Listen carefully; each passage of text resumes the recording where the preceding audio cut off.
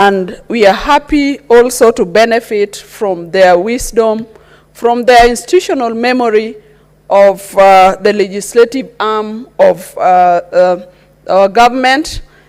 Senator Mungatana has a rich history, both from his profession and from his work in Parliament, as demonstrated even by his contributions and by his debates right at the Senate.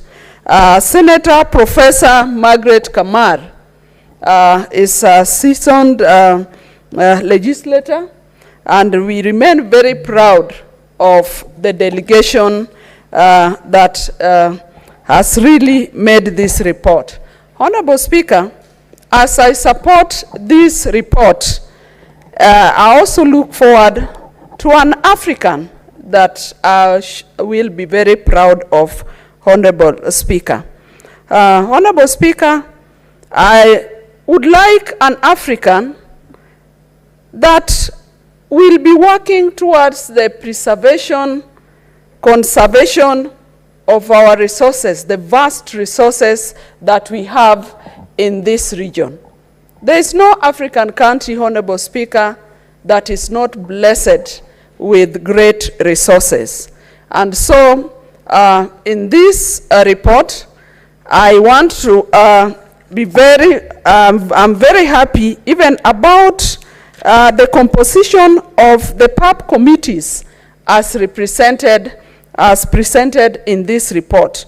If you look at number clause 13, you see the committees there: the Committee on Rural Economy, Agriculture, Natural Resources, and Environment. Honorable Speaker, other than the preservation, conservation of our resources, I look forward to an Africa that will have an harmonized air travel, Honorable Speaker. We have often heard at public forums where the Right Honorable former Prime Minister, the Honorable Raila Odinga, talk about the challenges we have in the air travel in Africa, about the various barriers that are there, and about the so many clearances that you have to get if you are to fly over the African airspace. And it is so then, Honorable Speaker, that I support this report as I look forward to the discussion of some of these challenges and then so that we are able to have a solution to some of these challenges. Honorable Speaker, I also look forward to a more harmonized currency across Africa.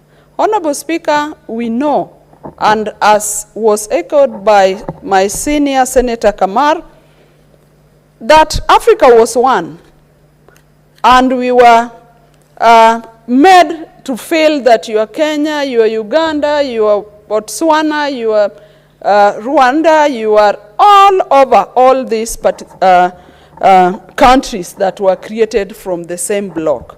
I look forward, Honorable Speaker, to a day when I could travel from Kenya and go north and go south and go west, but only use one currency. And it is based on that I support the report, because we are looking forward to eminent solutions that will come from this engagement. Honorable Speaker, in the report, there's reference to a number of objectives of the Pan-African Parliament. Honorable Speaker, I'm keen on good governance around the continent. I'm keen on an Africa that will be peaceful, that will be secure, an African where issues of human rights take precedence. I'm looking forward to an Africa that will have an enhanced infrastructure.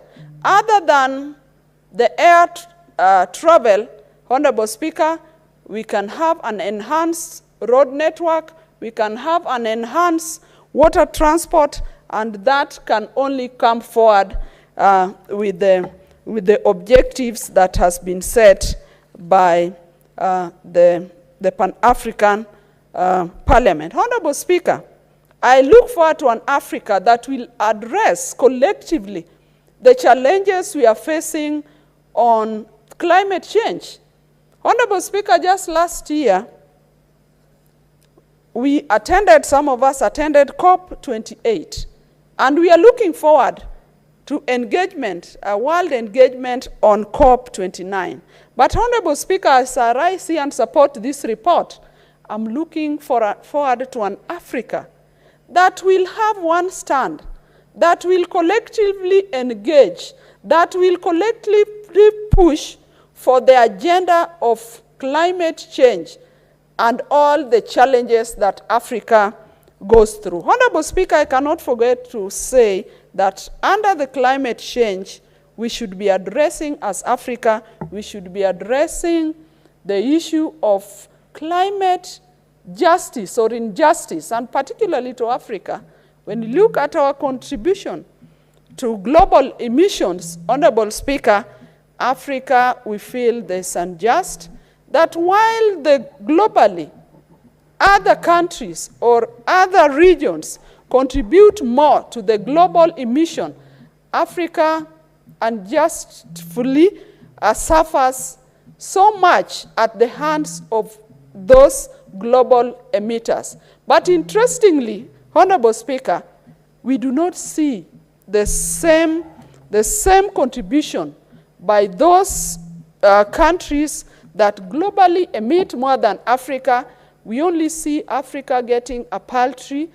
And so, Honorable Speaker, as I support this report, I would like an Africa that will address such challenges collectively as the Africa that we were. Honorable Speaker, as I wind up my support for this report, I would like an Africa that will be looking at the future collectively. And that brings me to the just initiated Futures Caucus as initiated by Senator of Narok, Senator Olekina, that we should have a continent that will be driving a future agenda, that we should have a continent that will be looking at future solutions, right from the challenges we have in agriculture, infrastructure, education, health, climate change, as I've stated, and globally on all. Africa must relook at our education system, and I support. Senator Beatrice Ogola, you'll have a remainder of 7 minutes when this motion resumes next. Honorable Senators, it is now 1 p.m., time to adjourn the Senate. The Senate therefore stands adjourned until today, Wednesday, 9th October 2024 at 2:30 p.m.